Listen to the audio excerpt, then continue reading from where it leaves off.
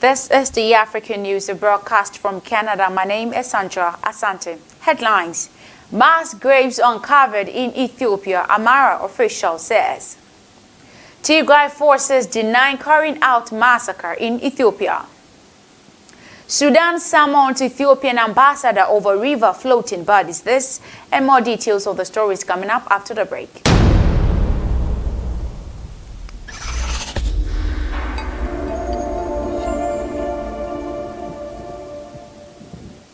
You're welcome back from the break to a fast very story. Officials in Ethiopia have claimed that Tigrayan forces of killing 119 civilians in the neighboring region of Amhara.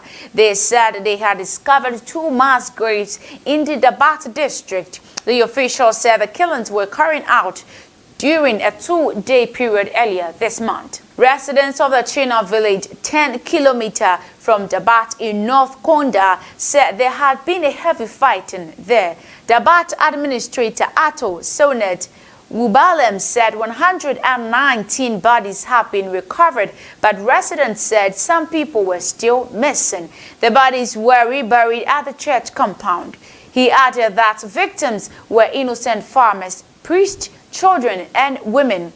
Local officials and witnesses who spoke to the BBC said forces committed the atrocities after losing territory during the 10-day heavy fighting.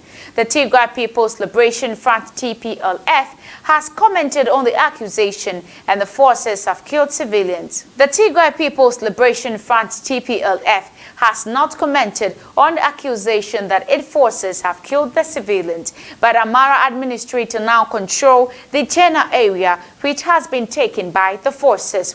The war between the federal forces and the TPLF broke out in November last year. It has originally been confined to Tigray but spilled over the neighboring regions in June after the series of success by the forces. Still in Tigray, and the forces in Ethiopia's Tigray region have denied killing about 120 civilians in the neighboring region of Amhara. The Tigray People's Liberation Front (TPLF) said the allegation was fabricated, and it reiterated its call for an independent investigation into all atrocities committed during the 10-day-long war.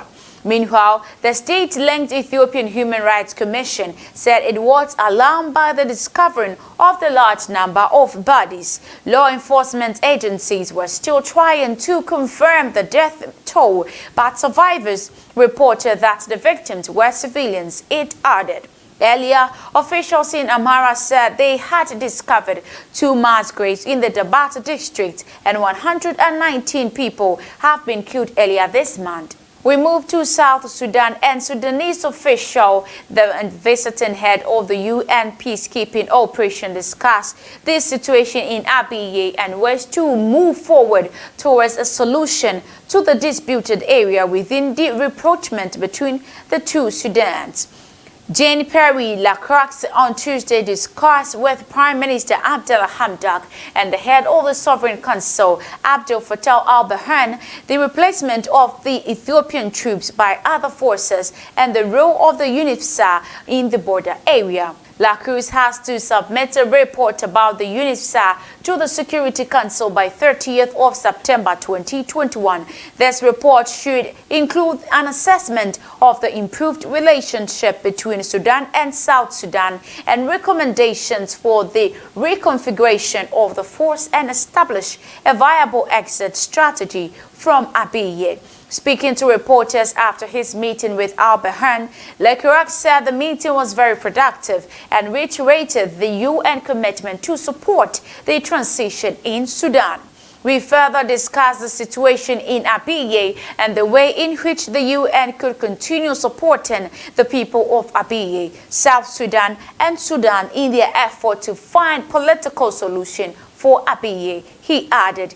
He added that the discussion included how UNISFA can continue its role and how UNISFA task can adapt it to the new situation. Before arriving in Khartoum, the UN senior official was in Addis Ababa, where he discussed with Foreign Minister Demeke Dekonnen for the withdrawal of the Ethiopian troops. Earlier this year, Sudan requested the replacement of Ethiopian troops from Abyei with a multinational force due to the Ethiopian claim of the Al-Fashaga border area and stalled negotiation over the JED. Sudanese Foreign Minister Mariam Al-Mahdi said Lukarak's welcomed the formation of the Sudanese South Sudan high-level committee to address the situation in Abyei. Al-Mahdi added this agreement on the temporary arrangement for the administration and security of the Abyei area of 20th June 2011. Also, Al-Bahan told Lukarak that Sudan expects UN support for the transition and the implementation of the Juba peace arrangement. She added in a separate statement, the cabinet of the Prime Minister said that Hamdok and Lukarak discussed the steps undertaken to replace the Ethiopian troops working in the UNICEF. This is where I draw the curtains for today's African news. My name is Sandra Asante. Thanks for watching. Do have a blessed day.